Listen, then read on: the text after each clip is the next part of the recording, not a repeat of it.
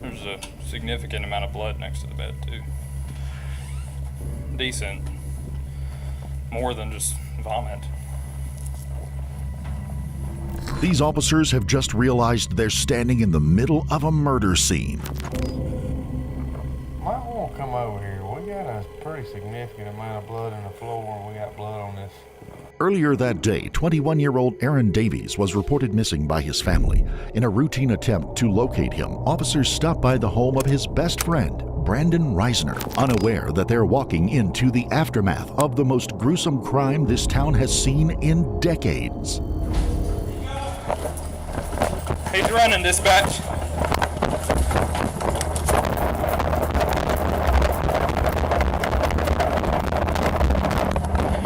Run south on East 9th. He was having anxiety attacks. He was having thoughts.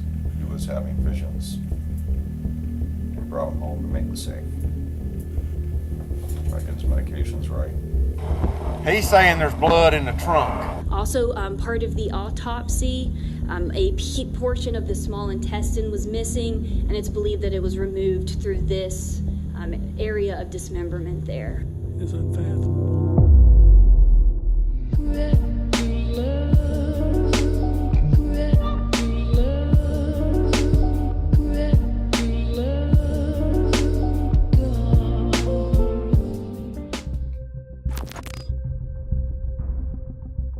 The story begins on a bleak November morning in 2022 when Rome police receive a call about a suspicious vehicle in a local park. When officers arrive, they find a blue Toyota Prius lying in a shallow ravine partially submerged in water.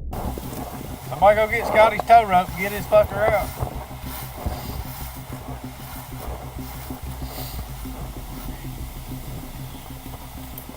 At first glance, the car looks empty, but officers won't know for sure until it's towed. In the meantime, a few unsettling details already jump out. The car is in neutral. There are no skid marks on the embankment. It looks to officers like someone deliberately rolled the car into a creek. Crazy thing is, there's nothing, there was no acceleration. It's almost like it just rode off in there or something. Yeah. Didn't go all the way up in park or something. An examination of the car's interior will soon add new and disturbing possibilities. For now, the search of the car's license plates reveal that it belongs to 21-year-old Aaron Davies. With his phone going straight to voicemail, officers contact his father, Randy. Within hours, Aaron's parents have arrived in Rome to help search for their son. Aaron's girlfriend, she's sitting in the car outside the daughter, but the last conversation they had was at 9:57 p.m. on Thursday. They've already been discussing that he'd be coming over Friday morning. Okay. And so she texted, and then he never said, he was like, yeah, they were really excited that was gonna happen, and then Where is she at? she's outside. Oh, no, where? She was in Gadsden. Okay. So that's where he was heading. Is that correct? So he and Brandon have been friends for years, and so this being kind of a midway point, they've just come up here to hang out before and then head over there to visit her. Okay. When did he leave? Did he leave y'all's house? Yeah, our house. It was Thursday afternoon at some point. We don't know exactly what. Like maybe around 2:30. Okay. You don't know what Aaron is? No. I'm sorry.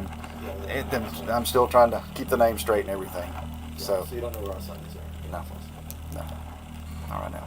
This officer has just learned that Aaron left home 2 days earlier to visit his girlfriend in Gadsden, Alabama. With Rome halfway between the two towns, he'd planned on spending the night here with his best friend, Brandon Reisner, before continuing on to Gadsden the following morning. Only he never made it to Gadsden. His girlfriend last heard from him shortly before 11 p.m. the night he arrived at Brandon's 2 days ago. Aaron had been excited to see his girlfriend. His parents can't shake the feeling that something or someone derailed Aaron's journey that night. Initially, he had said that he thought that Aaron left his home sometime in the night.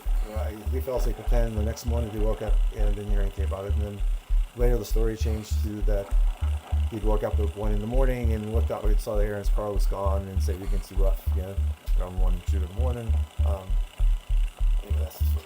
So I don't know if that's helpful at all. But So this is what Brandon told you. Yes. Aaron's silence is made all the more concerning by the discovery of his vehicle less than 2 miles from Brandon's home. Even more unsettling, Brandon has been messaging on Aaron's behalf, claiming that his phone is dead. And so his girlfriend texted or tried to call Brandon, or tried to call my son Aaron, and wasn't able to get through. And so she texted Brandon, and Brandon responded back saying, "Oh, Aaron's phone must not be working." Even though he's like, I'm right here at there. Oh, we're out walking. Oh, my phone's not working. And she said, so, "Are you still coming? Is he still coming over today?" And he said, "Oh, he's coming over tomorrow. That's the plan from the beginning."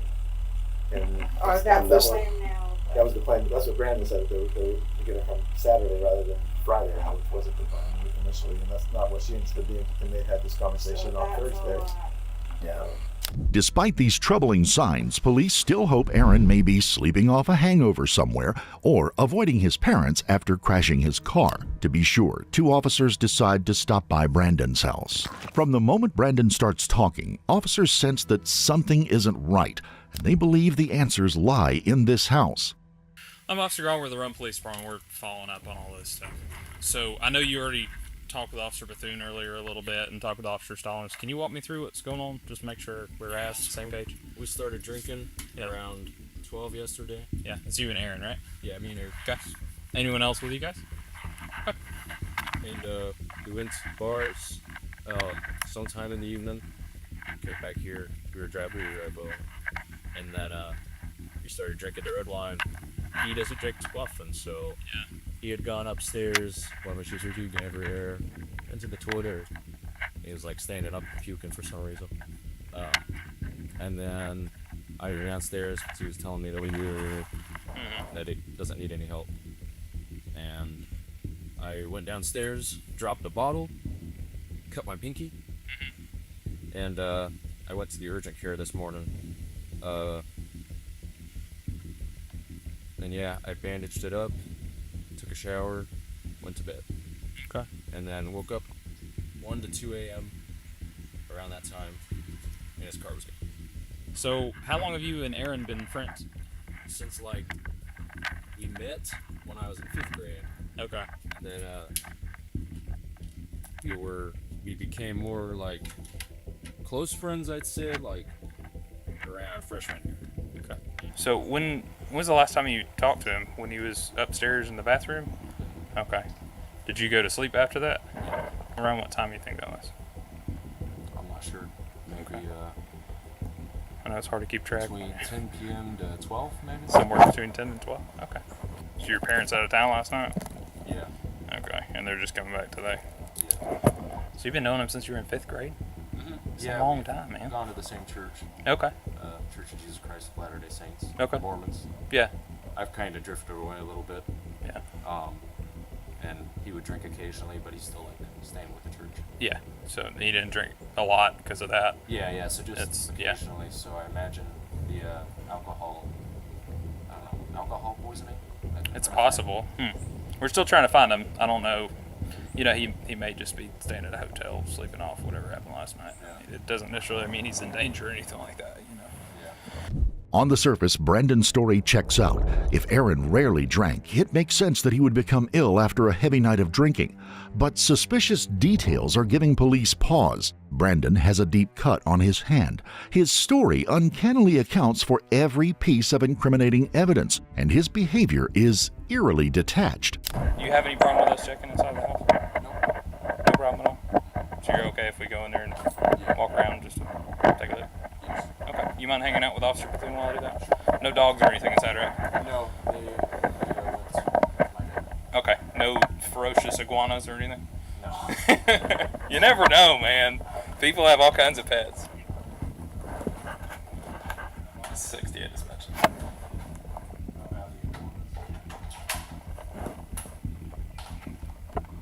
Well, I'll get a consent search of the residence.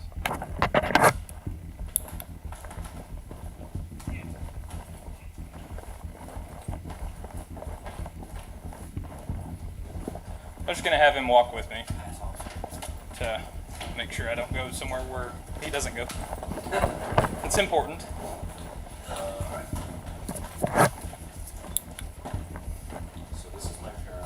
Okay, so you don't normally go in here? I confess, I did take a couple baths in there because they have the bathtub. Normally does in the master, you know. I've been doing laundry from all the puke upstairs. Okay. But anyways, that's my stuff. Okay. You want to step out here with him real quick, please? Thank you.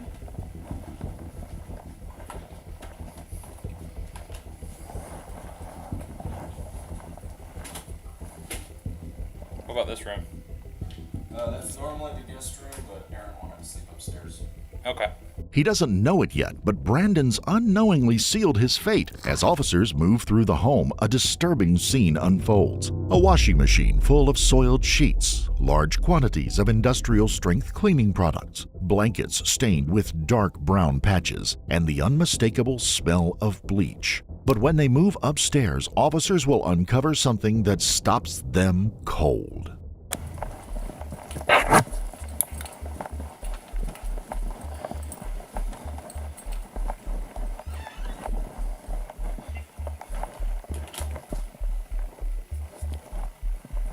It's not mine.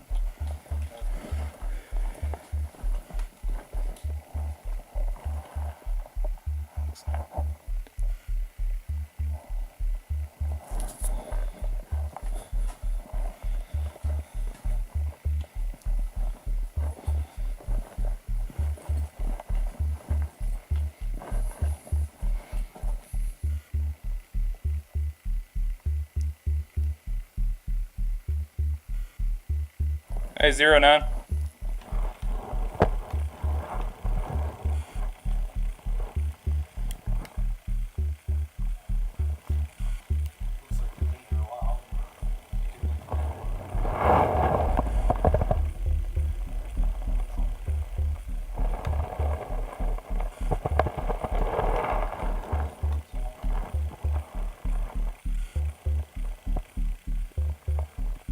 There's a significant amount of blood next to the bed, too. Decent. More than just vomit.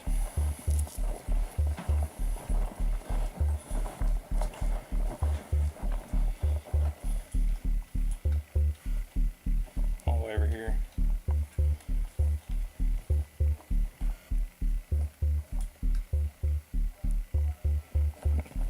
Looks like it's been there a while, but he could have been throwing up blood, I guess.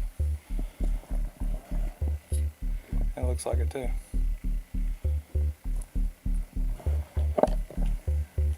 See all that?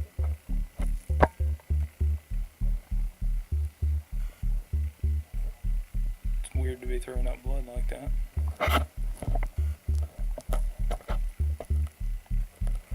Not to mention, if he had alcohol poisoning, he wouldn't have been able to get up and move around this morning. Especially at 2 or 3 in the morning. Brandon's explanation doesn't come close to accounting for what's in his room.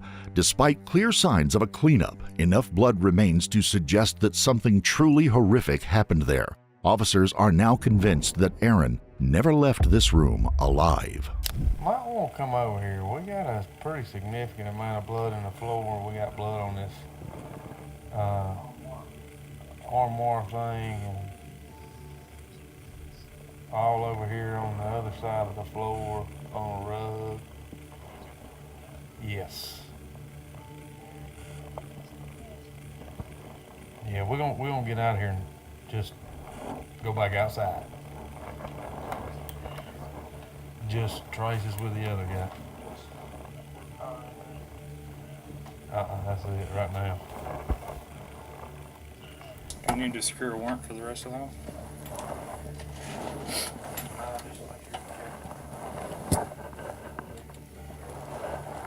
Yep, certainly do that. I didn't see any drag marks or anything downstairs.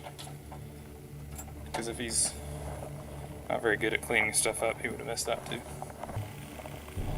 We need to get out of here to where we go.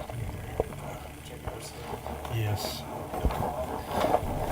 Brandon's shaky cover story and attempts to clean up and the extensive blood evidence have just made him a suspect in what is now a homicide investigation. But police are about to make a catastrophic error. There's blood on it. He's running, dispatch.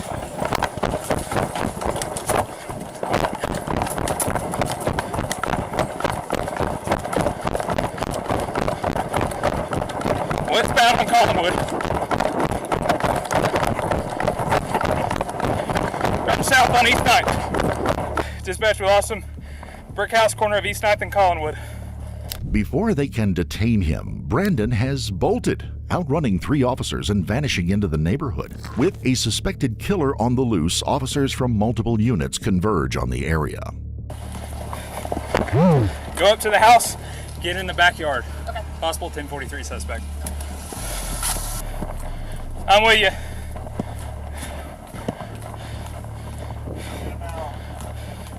Okay. Do you hear any dogs barking that way? Okay.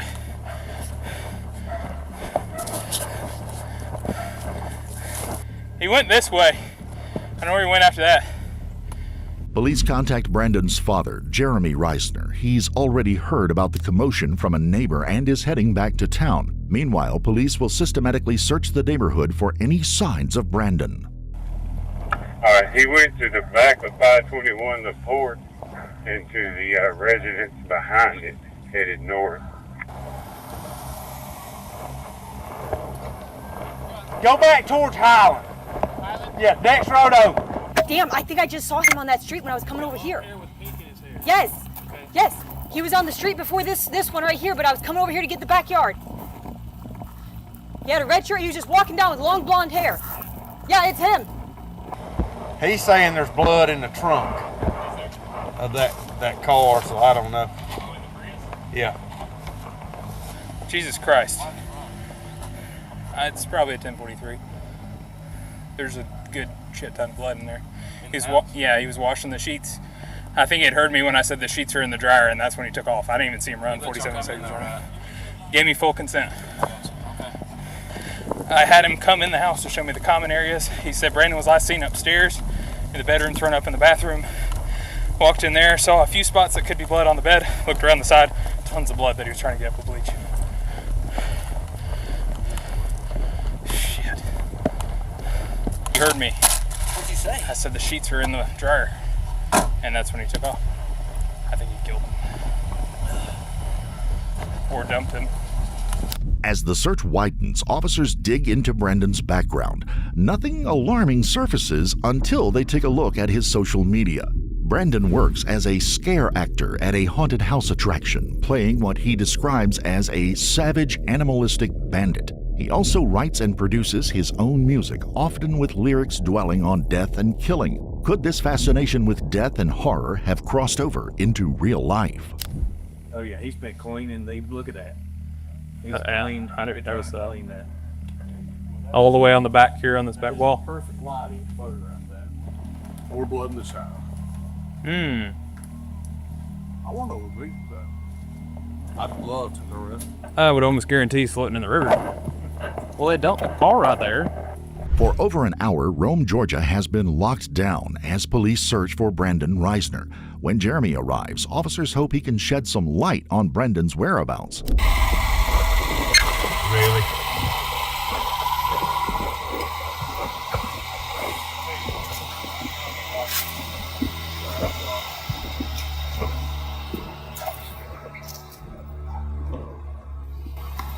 So I realize you might not be able to answer this question. Probably don't know the answer, but I'll try. Is there a suspicion that Brandon was involved in what, hurting Aaron or something? There's suspicion that something happened in the home. Beyond getting drunk and throwing up? Well, we don't know. We don't know. I mean, honestly, a couple of officers have been in and just done a quick survey of the home, trying to figure out what's going on. And I've not been in it yet. So. They're lifelong friends. Hopefully that's all it is. Yeah, he called us this morning around 9 to 10 to ask her about the bomb upstairs and how to clean that up and all. We called back after the boy's mom called us. We called back and said, when did the last see my eyes? I guess he left during the night. That's all we did. We went to look for him where the car was reported. Mom knows where he's at. That was mom, biological Search warrant's been signed, so I'm gonna go ahead and start photographing. So far, Jeremy has been cooperative with police, but this is about to change.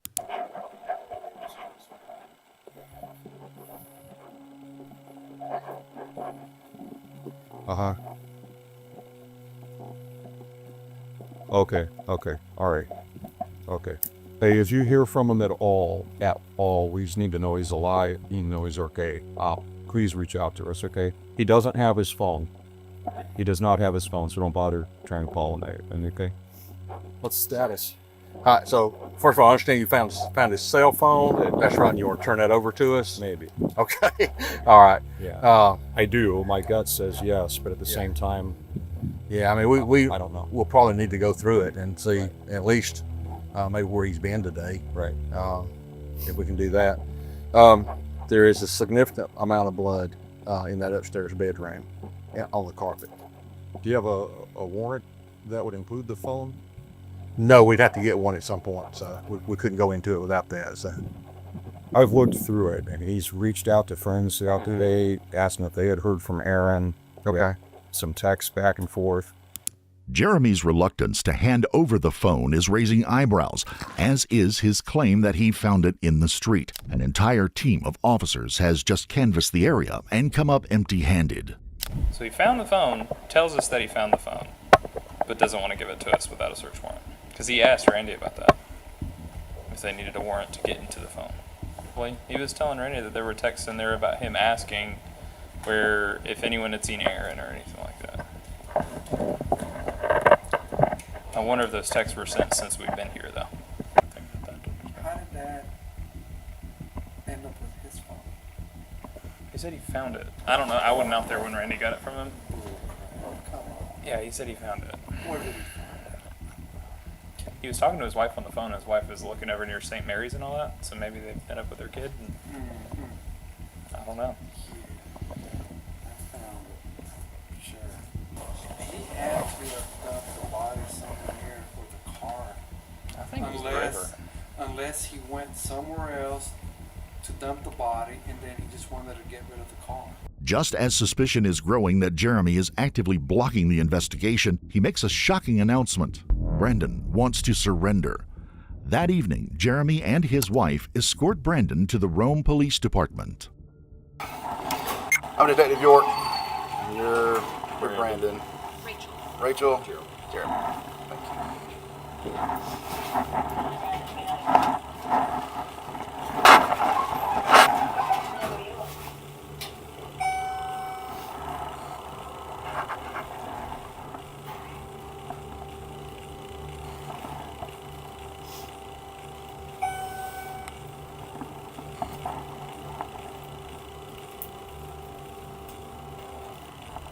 You need to send somebody out to find the body. Okay. I'll be back in just a minute, okay? All right. If y'all just have a seat, I'll be right back out with you, okay?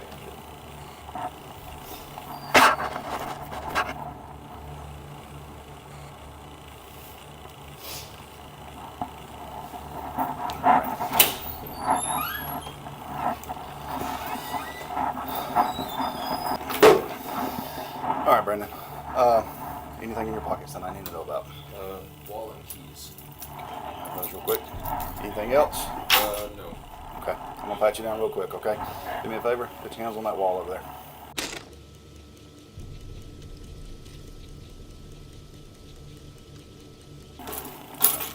I'm gonna put these right out here on the table, okay?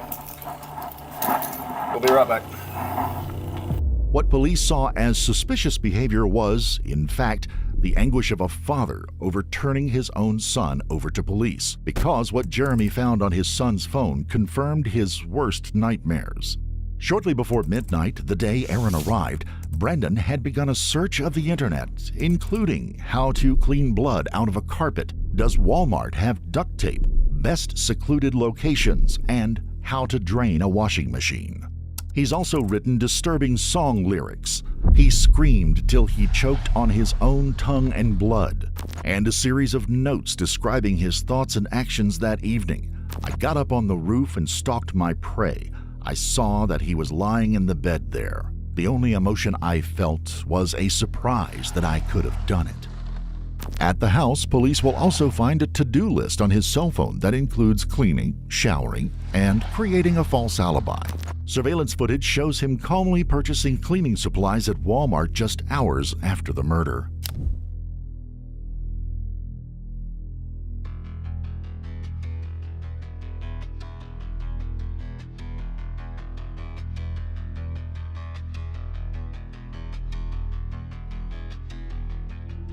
That same day, he began setting up his alibi, texting both Aaron's girlfriend and Aaron himself, pretending to be concerned.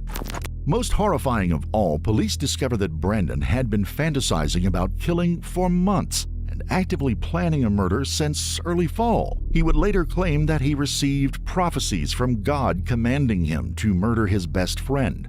When Aaron called that day to say that he was passing through town, he had no idea that Brandon's twisted mind would take that call as a signal to act. Before leaving the station, Jeremy wants to share critical information with the police. Is there anything that we can do for y'all right now? Need to find that body. I can take you out. Try to show you. I'm sorry. I can try to show you You can try to show us. the general area, yeah. Okay. And where might that be? Old East Rome. There's a road that parallels Demon Street on the north side, King Street, I believe. And it curves and goes up that hill. There's an old cemetery. Aaron's body is out there somewhere. Brandon may well have been dealing with mental health issues, but it will come down to a court-appointed psychiatrist to determine if this played a role in his actions. Meanwhile, police are about to learn the full extent of the horrors inflicted on the innocent man by his closest friend. Following Jeremy's instructions, officers search a wooded area at the edge of town. There, buried in a shallow grave, they find Aaron Davies, wrapped in plastic and bound with duct tape. The coroner's report is devastating. Aaron has more than 40 stab wounds to his head, neck, upper arms, and torso. His body shows signs of attempted dismemberment, and a portion of his small intestine is missing. Even more chilling, he has no defensive injuries. Aaron never saw the attack coming. The finding rules out any defense that the murder was the result of a fight that got out of control. Aaron was murdered savagely and in cold blood by the childhood friend he trusted. With Brandon in custody, police can finally press him on what they need the most, a confession that will seal his conviction. All right, like I was saying, I'm Detective York. I work here at the Rome PD, of course. Detective York, yep, that's me. Where you working? I work at Rome Athletic Club.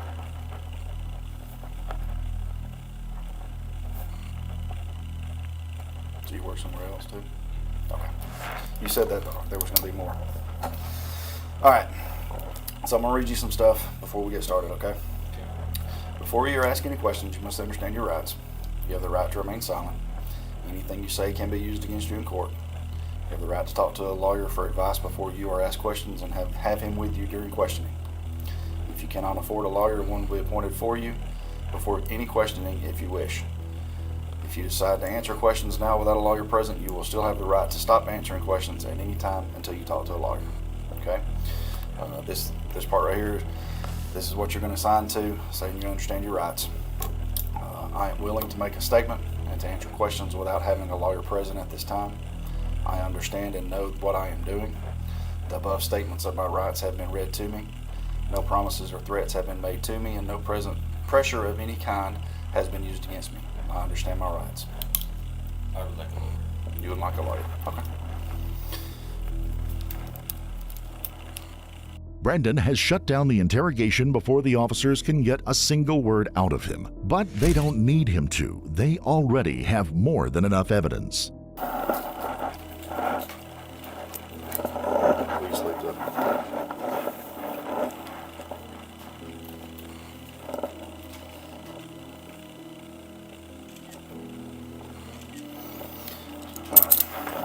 Do me a favor and lift your shirt up for me. Turn around fully. No, you're good right there. Bruises or anything? Turn back around for me.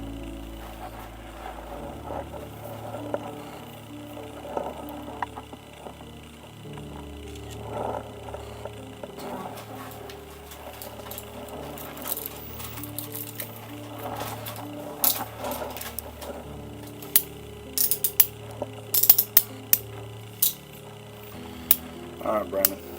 I told you earlier you were being held for the obstruction from where you ran from the officers earlier. Now you're going to be charged with murder, aggravated assault, the obstruction, and hindering investigation of murder. He is charged with murder and a string of related offenses. A state psychiatrist deems Brandon competent to stand trial. He pleads guilty to malice murder, felony murder, assault, concealing a death, and abusing a corpse.